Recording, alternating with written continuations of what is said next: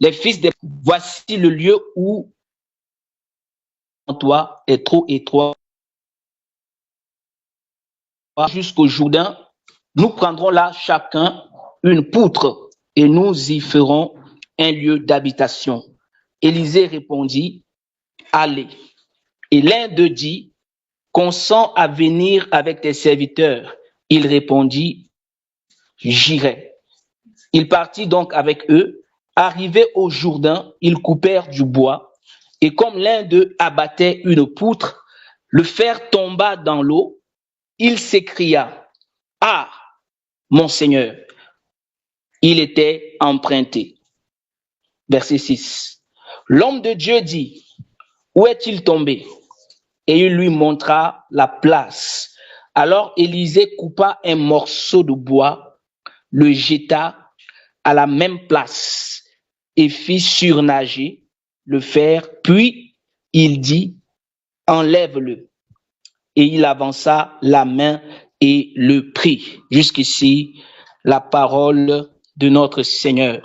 Je rends gloire à l'Éternel pour ce passage qui m'a tellement bercé, qui m'a tellement édifié, qui m'a tellement fait du bien, que j'aimerais aussi partager avec nous ce matin. Alors, bien-aimés, il y aura beaucoup de choses à expliquer dans ce passage, parce que lorsque tu lis un passage comme celui-ci, il y a des mots qui sont codés. Il y a des mots qui portent des révélations. Il y a des mots qui vont t'amener, n'est-ce pas, dans une direction prophétique. Ce matin, je voudrais encore, bien aimé, nous emmener dans une direction prophétique parce que ce passage même en question parle des fils des prophètes, des fils des prophètes. Alléluia. Alors, je voudrais d'abord nous rappeler le thème que nous allons aborder ce midi. Et le thème, comme nous le savons déjà, j'avais intitulé le thème tout simplement, le mystère de la hache, du fer, de l'eau et du bois. Le mystère de la hache, du fer, de l'eau et du bois. Alors, je voudrais, comme je l'avais dit tout à l'heure, en premier lieu, nous donner une orientation sur ce que concerne ou ce qui représente les fils des prophètes.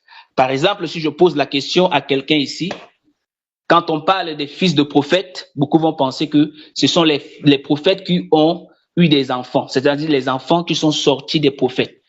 Mais ce n'est pas de ça qu'il s'agit. Lorsqu'on parle des fils de prophètes, ce ne sont pas des enfants biologiques d'un prophète. Parce que quand tu lis le passage, moi également, au départ, quand je lisais cela, je voyais, la Bible dit, les fils des prophètes dirent à Élisée, voici le lieu.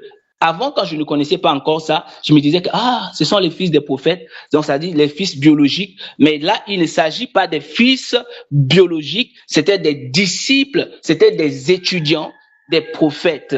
Alléluia. Il faut savoir que, dans leur temps, les prophètes avaient des disciples. Les prophètes avaient des étudiants qui étaient à leurs pieds et qui recevaient des instructions, qui recevaient des enseignements, qui se faisaient former pour que, au travers d'eux également, Dieu puisse se manifester. Donc, il y avait les fils de prophètes. Alors, dans le ministère prophétique, il y a ce qu'on appelle les fils des prophètes. À l'époque, on appelait les prophètes des voyants. Maintenant, on les appelle des prophètes. Alors, ce que je voudrais nous dire, c'est quoi? Qu'est-ce que cela signifie quand on parle des fils de prophètes? Je le disais déjà que c'était des personnes qui vivaient avec un prophète pour apprendre quelque chose. Pour apprendre, c'est comme dans une église, il y a les membres dans une église ou dans une école biblique, il y a des étudiants qui sont là, ils viennent pour recevoir des enseignements, ils viennent pour recevoir, n'est-ce pas, pour se faire former. Et lorsqu'ils se font former, ils ressortent avec quelque chose qui va les aider aussi à courir dans la même direction que leurs leaders, que leurs enseignants. C'était comme ça que Élisée aussi avait des fils qui étaient à ses pieds, qui se nourrissaient des enseignements, qui se nourrissaient des instructions que lui, Élisée, avait reçues de Élie. Alors, les fils de prophètes étaient des personnes qui vivaient avec un prophète pour apprendre la parole de Dieu, pour apprendre la vie spirituelle, pour avoir l'écoute de la voix de Dieu. on ne peut pas former quelqu'un à devenir prophète, mais on peut aider quelqu'un qui a le don de prophétie à manifester le prophétique qui est en lui. Il y a des gens, peut-être tu es là en ce moment, tu as le prophétique en toi, mais tu ne sais pas comment l'utiliser. Alors, tu dois t'asseoir à côté d'un prophète, tu dois t'asseoir à côté d'un serviteur de Dieu qui va t'enseigner pour savoir comment discerner, comment comprendre les codes prophétiques. Donc, c'est pour nous faire comprendre, ça c'est une parenthèse. On n'apprend pas à quelqu'un à devenir prophète comme certains le font aujourd'hui. Ils ouvrent l'école, ils disent l'école prophétique et ils apprennent aux gens. Non, être prophète, c'est un appel. C'est d'abord un appel. Mais maintenant, Dieu peut t'appeler, mais il faut que tu te fasses former. C'est comme nous sommes des pasteurs, nous sommes des serviteurs de Dieu, mais nous aussi, on nous a formés, on a écouté, on a été enseignés et maintenant, on s'est levé avec l'appel que Dieu nous a adressé et on continue à courir avec la vision que Dieu nous a donnée. Mais il faut toujours passer par des enseignements. Il faut toujours s'asseoir au pied de quelqu'un, comme on est dans la cité de David. C'est-à-dire, si Dieu t'a amené dans la cité de David, c'est pour que tu écoutes. Ce que tu écoutes, c'est pour que toi également, si par exemple tu es appelé à être pasteur, ou si par exemple Dieu t'appelle à être prophète, ou par exemple Dieu t'appelle à être apôtre, ou par exemple Dieu t'appelle à être je ne sais quoi, les enseignements que tu reçois vont t'orienter tout simplement afin de couler dans la direction du don de ton appel. Donc, je parlais des fils des prophètes ici, ce n'est pas dans un sens biologique, mais c'est dans un sens spirituel. Alléluia. Alors, ils étaient sous le ministère d'Élie. Ils étaient d'abord sous le ministère d'Élie. Et dans la Bible, on va voir un groupe appelé fils des prophètes autour d'Élie. Et plus tard, comme Élie va passer le relais à son fils qui s'appelle Élisée, Élisée aussi aura sous son ministère des fils. Ils seront même plus nombreux parce qu'il a demandé une double portion. Alors lui-même, Dieu va mettre sous ses pieds beaucoup de fils qui vont recevoir beaucoup d'enseignements. Alors, ils étaient à Bethel un jour, dans 2 Rois, chapitre 2, verset 3. Quand tu vas lire là-bas, tu vas voir. Ils étaient d'abord à Bethel et ils étaient à côté d'Élysée. Je crois qu'un jour, j'avais prêché sur ça ici. Ils étaient à côté d'Élysée quand ils se sont retrouvés. Élysée s'est retrouvé à Gilgal pendant qu'il y avait la famine. Ils étaient là, les fils du prophète étaient assis devant lui. Certains même se sont dit que comme ton père est parti, Élie est déjà parti, qu'est-ce que tu vas faire et tout. Donc, c'est pour juste nous orienter dans quel endroit on peut les retrouver. C'est-à-dire, ils étaient à côté d'Élysée, ils étaient là. Quand je lisais ça à l'époque, je disais, mais les fils de prophètes là sortent d'où? Qui sont là, ils se moquent d'Élysée, ils c'est ceci, c'est là, et tout, et tout, et tout, et tout. Alors, Dieu, au travers d'Élysée, Dieu a montré sa grandeur. Dieu a manifesté sa puissance, ce qui a permis à ce que ces fils de prophètes qui étaient au pied d'Élysée avaient aussi appris beaucoup de choses. Parce que, bien aimé, comme vous voyez les serviteurs de Dieu aujourd'hui, quand ils sont en train de servir Dieu, ne t'assois pas pour juger un homme de Dieu, parce que toi-même, si tu n'es pas passé par cette école, tu ne peux pas comprendre ce qui se passe. Alors, c'est ce qui s'est passé dans leur vie. Je vais vous amener quelque part. Les fils de prophètes, pendant que eux, ils étaient au pied de Élysée, ils voyaient les difficultés qu'Élysée avait, ils voyaient les combats qu'Élysée avait, mais ils ne savaient pas que Dieu les préparait aussi pour des grandes choses, mais pour qu'ils atteignent cette dimension, ils vont sûrement passer aussi par des épreuves. Ils doivent passer par des épreuves, ils doivent passer par beaucoup de choses pour atteindre une certaine dimension. J'aimerais parler à quelqu'un qui m'écoute maintenant, bien aimé. Ne t'assois jamais pour te moquer d'un serviteur de Dieu. Parce que si toi également Dieu t'a appelé, ça veut dire quoi? Tu vas aussi passer par un chemin. Et ce chemin-là, certainement, c'est un chemin qui va t'amener vers la gloire, mais ça ne sera pas un chemin facile. Ça ne sera pas un chemin que toi, tu vas accepter selon la chair. Il y a des choses qui se passent aujourd'hui dans la vie des enfants.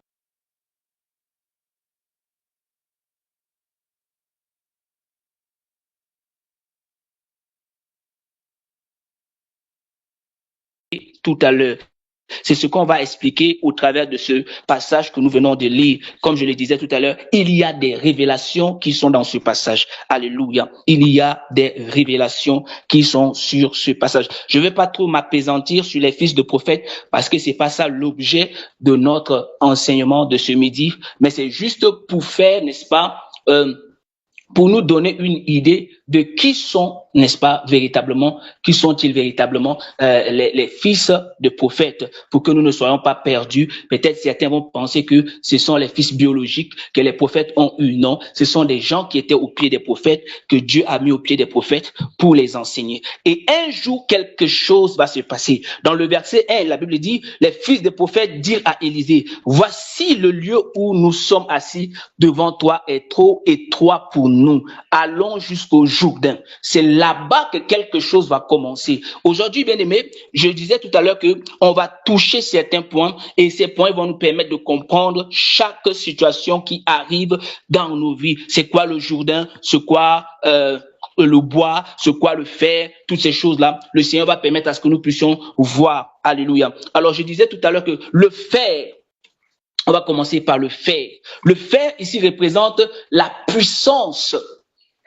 Le fer représente la puissance. Et lorsque nous voyons dans ce passage, on voit un des fils de prophète qui coupe du bois et le fer de sa hache tombe dans l'eau. Il a coupé du bois et le fer est tombé dans l'eau. C'est un mystère. Alors, quand le fer était tombé dans l'eau, imaginez que l'eau, quand une matière solide tombe sur l'eau, normalement, cette matière doit pénétrer, doit entrer profondément. Alors, quand le fer était tombé sur l'eau, ici, quelque chose s'est passé. Je voudrais encore nous faire comprendre que la force dans la vie d'un enfant de Dieu, ici, représente le fer. Le fer ici renvoie à la capacité de travailler, renvoie à l'autorité, renvoie aussi à l'outil du ministère, à l'outil que Dieu utilise pour faire avancer son œuvre. Comme par exemple toi et moi, nous sommes des instruments que Dieu veut utiliser pour sa gloire. Alléluia. Alors quand le fer était tombé,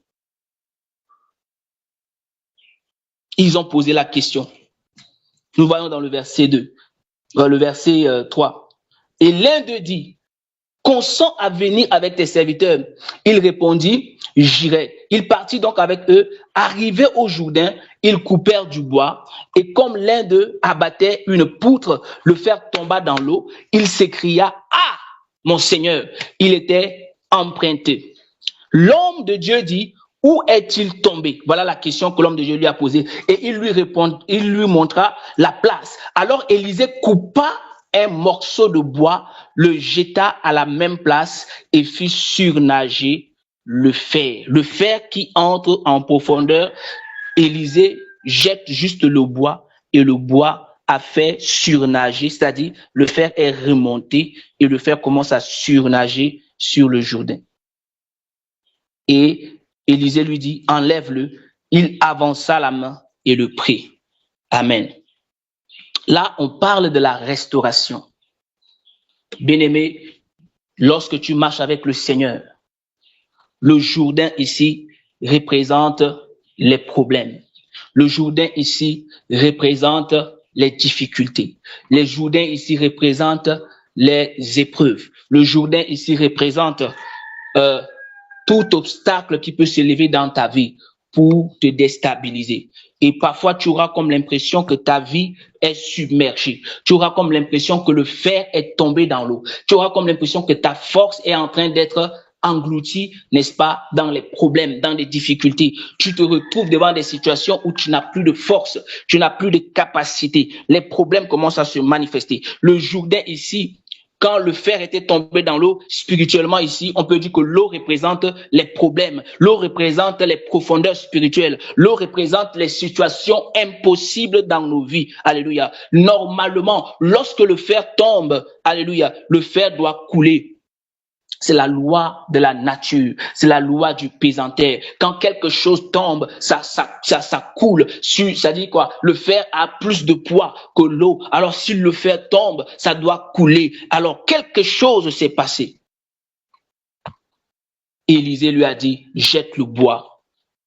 Et rien qu'en jetant le bois, le fer qui était sous l'eau a surnagé, est sorti. Bien-aimé, il y a un mystère que le Seigneur veut te révéler ce midi. Il y a un mystère, bien-aimé, qui va te permettre de sortir si tu es dans une situation où tu as comme l'impression que ta vie est étouffée. Tu as comme l'impression que tu ne peux plus continuer dans le ministère. Tu n'as plus la force que tu avais au départ. Tu as comme l'impression que tu es dans la vallée de Baca. Tu es dans la vallée de l'ombre de la mort. Tu as comme l'impression que ta vie est étouffée. Mais le Seigneur est capable de te sortir des eaux. Il est capable de te sortir des eaux. Et comment il va le faire? Il va le faire par l'œuvre de la croix. Le bois ici représente la croix. Le bois ici représente la croix. Lorsqu'un enfant de Dieu traverse des moments difficiles, il doit regarder à la croix de Jésus. Sur la croix, Jésus a porté tes souffrances. Jésus a porté tes problèmes. Jésus a porté tes maladies. Jésus a porté tes difficultés. Jésus a porté tes échecs. Jésus a porté la stagnation. Jésus a porté tout ce qui était un blocage pour toi. Jésus-Christ a porté cela. C'est pourquoi lorsque le bois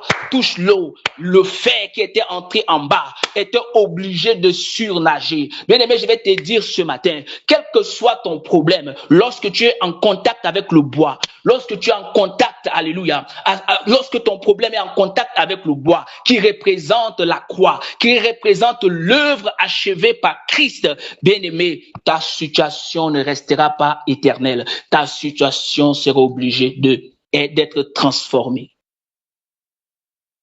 Ta situation doit changer.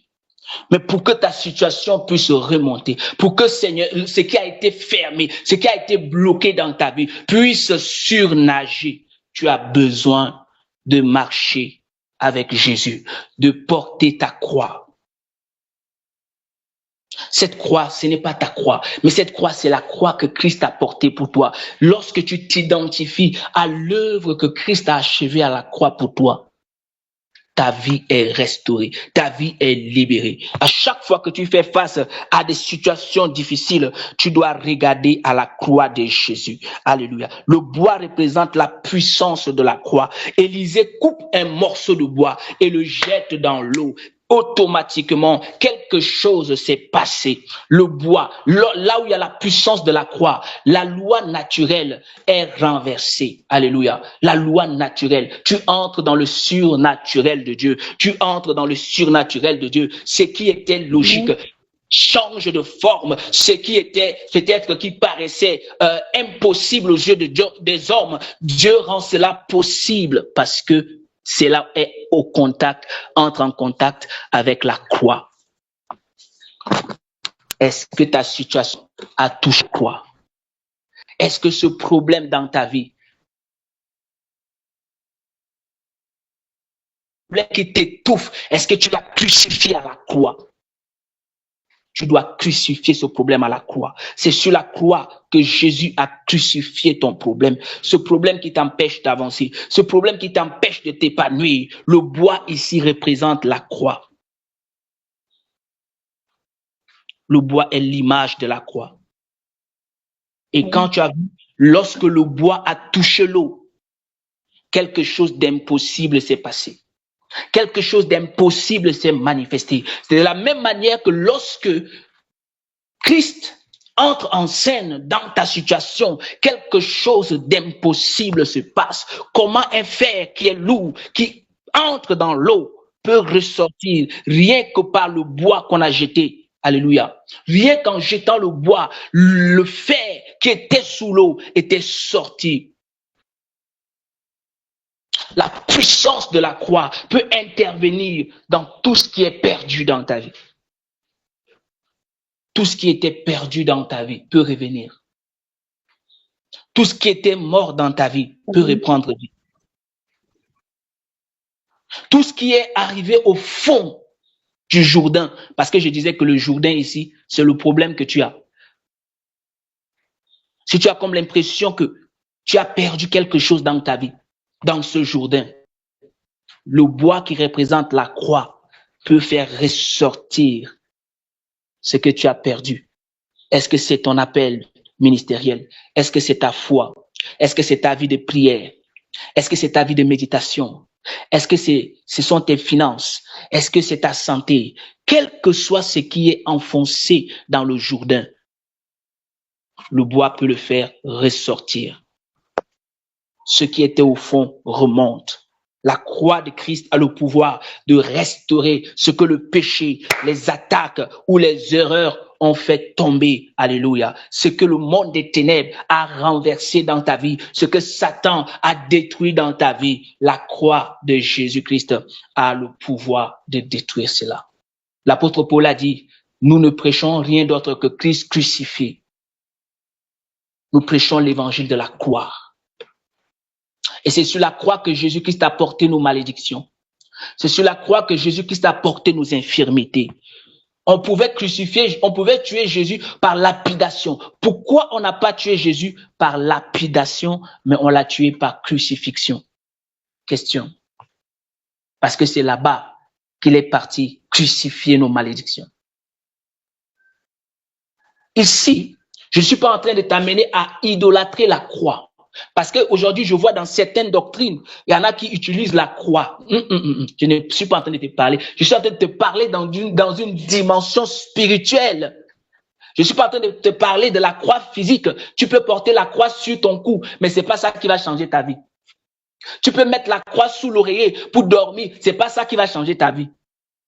Je te parle de l'œuvre achevée sur la croix, de la puissance de l'œuvre achevée sur la croix. C'est de ça que je te parle. Je ne te parle pas de la croix proprement dite. Parce que je vois certaines personnes qui utilisent la croix pour faire des choses, pour prier avec. Je ne parle pas de ça. Je parle de la connotation spirituelle de la croix. Il y a une puissance là. C'est sur la croix que le sang de Jésus a été répandu pour nous. Par là, Élisée était en train de poser un acte prophétique qui est en train de nous amener dans une image, dans quelque chose que plus tard, nous allons voir le Christ accomplir sur la croix. Christ est venu nous libérer des eaux. Christ est venu nous libérer de la mort. Christ est venu nous faire sortir de la mort. Alléluia. Il est venu nous racheter. Tu dois reprendre ta vie de prière. Alors, lorsque Dieu fait remonter le fer dans ta vie, il te demande de le reprendre. Voilà pourquoi tu vas voir dans la suite, la Bible dit, il répondit, j'irai. Il partit donc avec eux. Arrivé au Jourdain, ils coupèrent du bois. Et comme l'un d'eux abattait une poutre, le fer tomba dans l'eau. Il s'écria, ah mon Seigneur, il était emprunté. Je continue. Dans le dernier verset, verset 7, il dit, puis il dit, enlève-le. Et il avança la main et le prit. Et le prit. Ça veut dire que lorsque le Seigneur te fait sortir, lorsque le Seigneur fait sortir quelque chose qui t'appartient de l'eau, ta bénédiction, ton ministère, qui est englouti, lorsque le Seigneur fait sortir cela, il te le remet. Il ne fait pas seulement remonter cela, mais il te demande de le reprendre. Et quand le Seigneur maintenant te restaure, c'est à toi maintenant de revenir vers lui. C'est à toi maintenant de tendre la main. Il y a des gens bien-aimés. Christ a déjà tout accompli pour toi, mais tu n'arrives pas à tendre la main pour prendre ce que le Seigneur te donne. Jésus-Christ est venu restaurer ta vie. Jésus-Christ est venu restaurer tout ce qui était perdu dans ta vie. Il suffit que tu te lèves et que tu reprennes, parce qu'il te tend la main. Il dit, prends, voilà ce que tu as perdu. Est-ce que tu prends cela? Est-ce que tu t'es levé pour reprendre cela? Alléluia. Il a dit, prends-le. Alors, quand Dieu fait un miracle dans ta vie, c'est à toi de saisir ta restauration. C'est à toi de te lever et de marcher dans ta restauration. C'est à toi de te lever et de couler dans ta restauration. Dieu peut le faire, mais toi aussi tu dois te lever. Christ a déjà fait. Alors pourquoi tu t'assois encore? Jésus est venu te restaurer. Il est venu restaurer ce qui a été volé dans ta vie. Il est venu restaurer ce qui était perdu dans ta vie. La Bible dit que le Fils de l'homme est venu sauver ce qui était perdu. Il n'a pas dit ceux qui étaient perdus.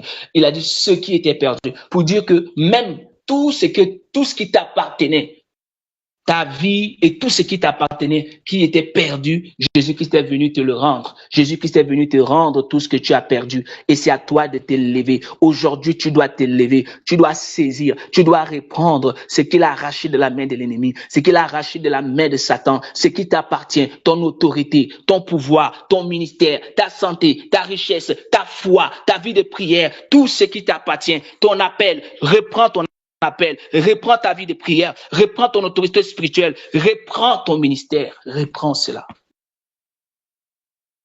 Il a déjà tout accompli. C'est sur la croix que Jésus a dit, tout est accompli. Alléluia, tout est accompli.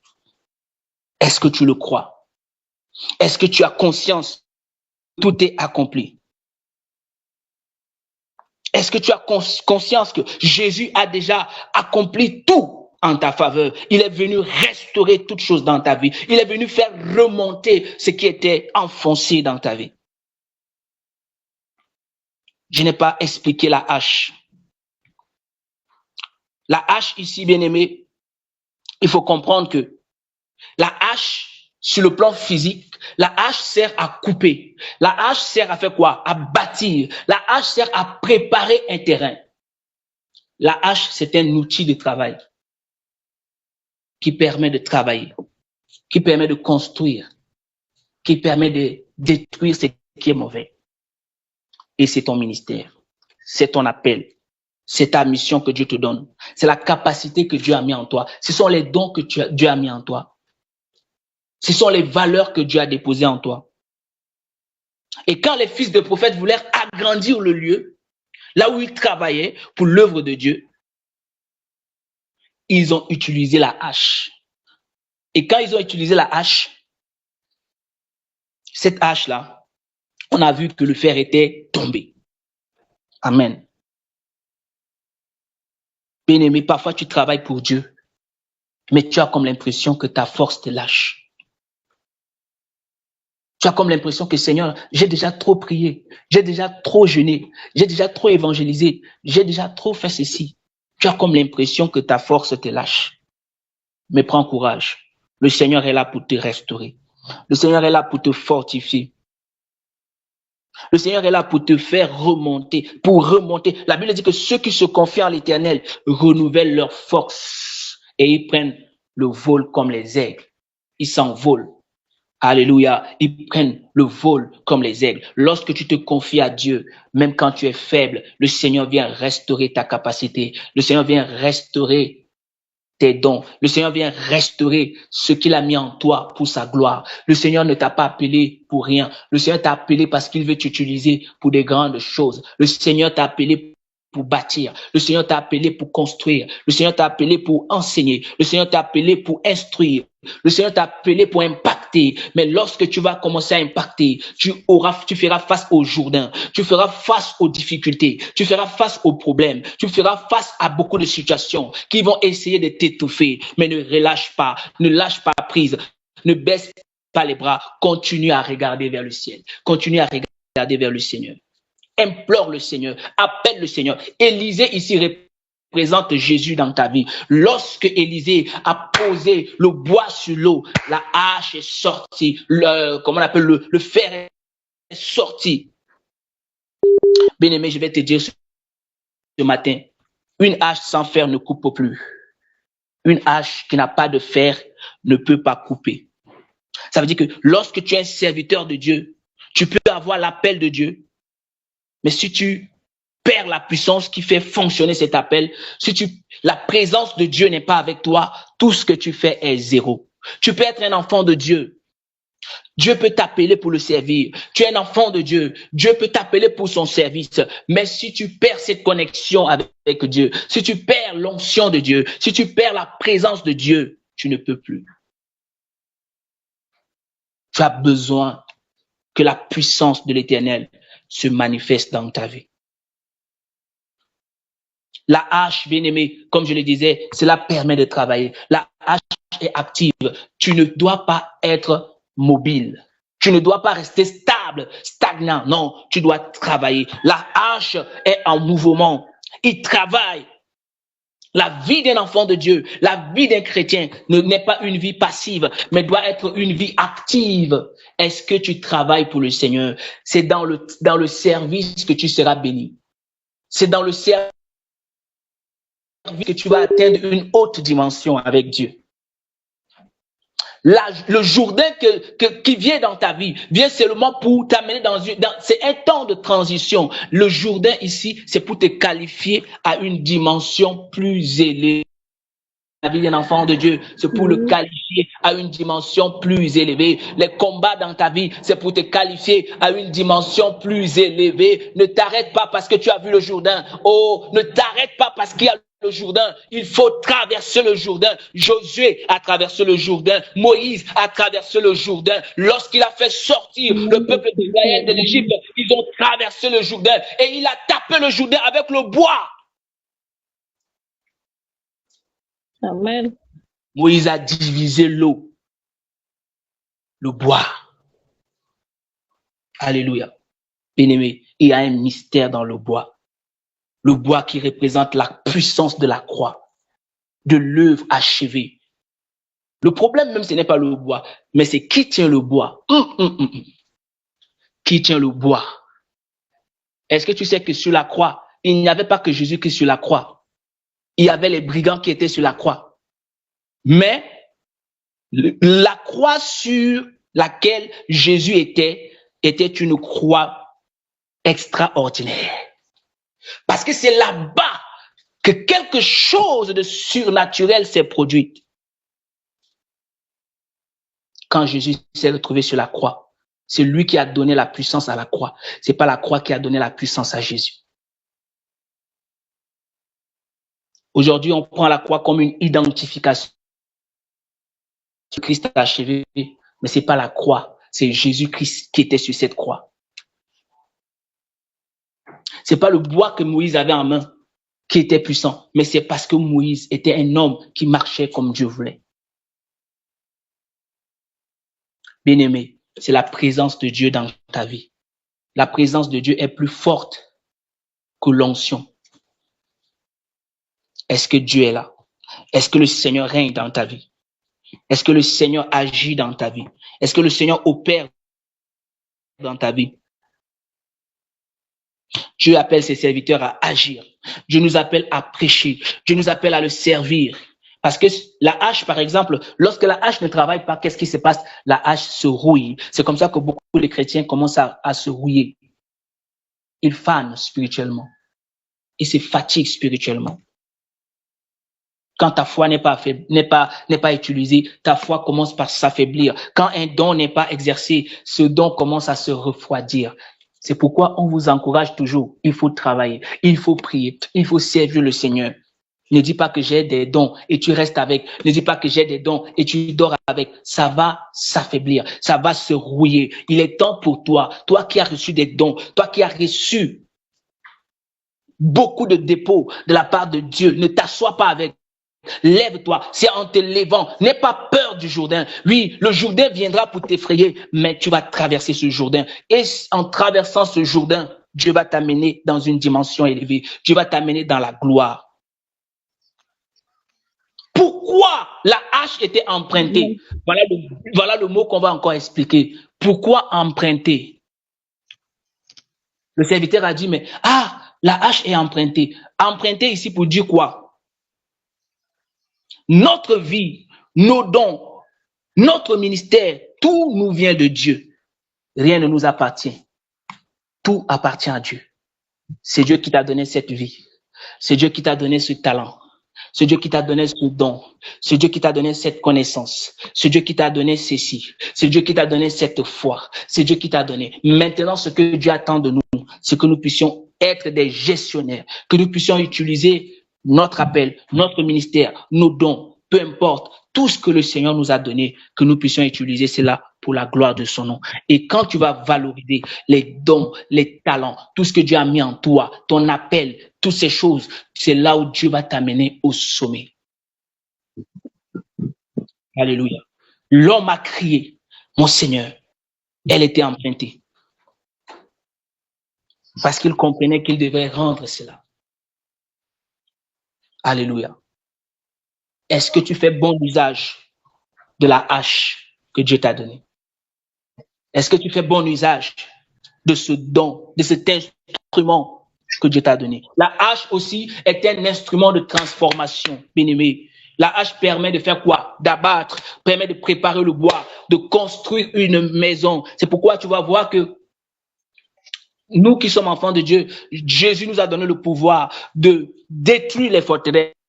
Ça veut dire, la hache ici, c'est cette autorité que Dieu nous donne. Alléluia. D'abattre les forteresses spirituelles, de couper les œuvres des ténèbres, de bâtir la vie des hommes.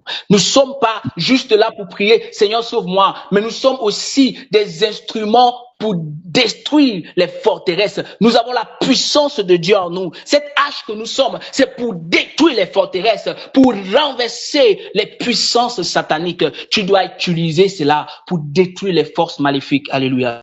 Tu dois abattre les forteresses spirituelles. Regarde ce qu'il a dit à Jérémie. Je pense que c'est dans Jérémie chapitre 1, verset 10, si je ne me trompe pas. Il dit, regarde, aujourd'hui, je t'établis sur les nations pour que tu arraches, pour que tu abattes, pour que tu ruines, pour que tu bâtisses. Ça, c'est la hache. Bien-aimé, un chrétien, un enfant de Dieu est un instrument. Et il a un instrument en lui que Dieu lui a donné pour faire fonctionner les choses, pour changer le parcours des choses, pour détruire les forteresses, pour bâtir son royaume. Est-ce que tu travailles pour le Seigneur? Est-ce que tu t'élèves véritablement dans ton appel? Est-ce que tu utilises la hache qui est l'appel, ou tu utilises le fer qui est la puissance ou l'onction? Est-ce que tu utilises le bois qui est la puissance de la croix? Et est-ce que tu te laisses intimider par le Jourdain, les profondeurs ou les problèmes? Et sache que sans le faire, la hache devient inutile. Sans le faire, la hache devient inutile. Alléluia. Sans la puissance, sans l'onction, sans la présence de Dieu. Où est tombé le fer? C'est la question que tu dois te poser. Où est tombé le fer? C'est la question que tu dois te poser aujourd'hui. Où est tombé mon fer? Tu dois reprendre ce fer et continuer à avancer avec le Seigneur. Alléluia. Le Seigneur veut que tu retrouves ton zèle. Le Seigneur veut que tu retrouves ton zèle. Le Seigneur veut que tu retrouves ton zèle. Beaucoup de personnes ont laissé les problèmes, les échecs, les attaques spirituelles voler leur onction, voler leur foi, voler leur zèle, voler leur appel. Ils se découragent. Ils se découragent parce qu'ils ne voient rien avancer dans leur vie. Ils se découragent parce qu'ils prient et ils ne voient rien changer. Bien-aimé, je t'avais dit tout à l'heure que ces problèmes sont une transition pour te conduire à une dimension plus élevée. Amen.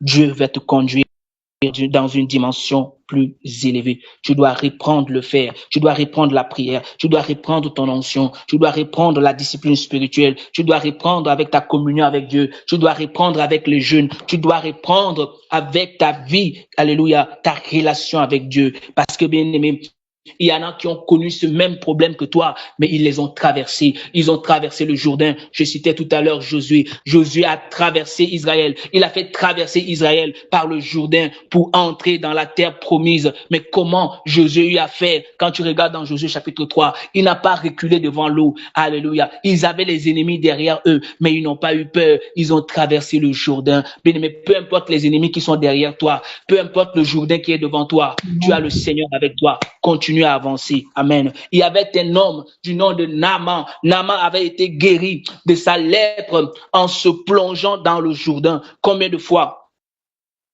7 fois.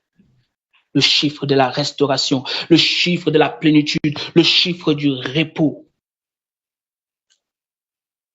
Jésus-Christ lui-même a été baptisé dans le Jourdain. Ici, pour nous faire comprendre que le Jourdain ici, c'est comme mourir en soi. C'est comme le baptême. Quand tu es baptisé, on te baptise. Cela signifie quoi? Tu meurs avec Christ. Quand on te fait ressortir, tu ressuscites avec Jésus. Jésus est passé par le baptême de la repentance. C'était pas Jésus qui était dans l'eau. C'était toi et moi qui étions passés par cela. Jésus-Christ s'est identifié. C'est pourquoi quand toi, tu te fais baptiser, c'est comme si tu t'identifies à ce que Christ a déjà fait pour toi. Mort et ressuscité avec Jésus. Tu es mort et ressuscité. Tes problèmes sont morts. Tes difficultés sont morts. Tes blocages sont morts. Tout ce qui était, alléluia. Jésus est passé par les baptêmes de repentance, pas pour lui, pour nous. Et nous, on vient maintenant passer par le baptême pour s'identifier à ce que Jésus a fait. Pour dire quoi? Alléluia, alléluia, alléluia. Tu es mort avec le Seigneur. Peu importe, bien-aimé, ce que le Jourdain représente pour toi. Le Jourdain peut représenter les vallées, peut représenter les épreuves, peut représenter les moments difficiles que tu peux traverser. Mais le fer est tombé dans un endroit profond. Le fer n'est pas tombé sur l'eau. Le fer est tombé dans un endroit profond. Comme quoi, pour dire que, quelle que soit la profondeur de ton problème, la puissance de la croix peut faire sortir ce problème. Alléluia. Ce qui a été englouti. Peut-être tu regardes dans ta vie, tu dis, est-ce que je vais encore m'en sortir? Est-ce que je vais encore m'en sortir? Mais le Seigneur ici, il veut que tu te connectes à lui. Lorsqu'il connecte la croix avec l'eau qui est ton problème, tout surgit, tout surnage. Alléluia. Tout ce qui était englouti dans ta vie refait surface. Bien-aimé, quand ton onction tombe dans la fatigue, quand ta foi tombe dans les combats, quand ton zèle tombe dans les pressions du ministère, tu as comme l'impression que tu veux abandonner. Mais je vais te dire ce matin, Dieu peut te récupérer. Dieu peut récupérer ce qui est tombé dans ta vie, même dans les profondeurs. Il peut les récupérer. C'est pourquoi tu dois regarder à Jésus. Il veut opérer un miracle dans ta vie. Il est capable de te restaurer. Il est capable de te libérer. Connecte-toi à lui. Connecte-toi à lui. Retrouve le fer. Retrouve ton fer. Alléluia. Retrouve ton fer. Parce que sans le fer, la hache ne sert à rien. Sans le fer. Beaucoup de chrétiens sont des haches sans fer. Tu vois seulement la manche, mais tu ne vois pas le fer. Ça, c'est inutile. Tu dois faire du poids. Tu dois utiliser l'onction que Dieu t'a donnée. Et le Seigneur va manifester sa présence dans ta vie. Amen, amen. Le Seigneur veut manifester sa présence dans ta vie. Amen. Le Seigneur veut manifester sa gloire dans ta vie. Peut-être que tu ne le sais pas, mais bien aimé, il y a une différence entre la gloire et l'onction. La gloire, c'est la présence de Dieu.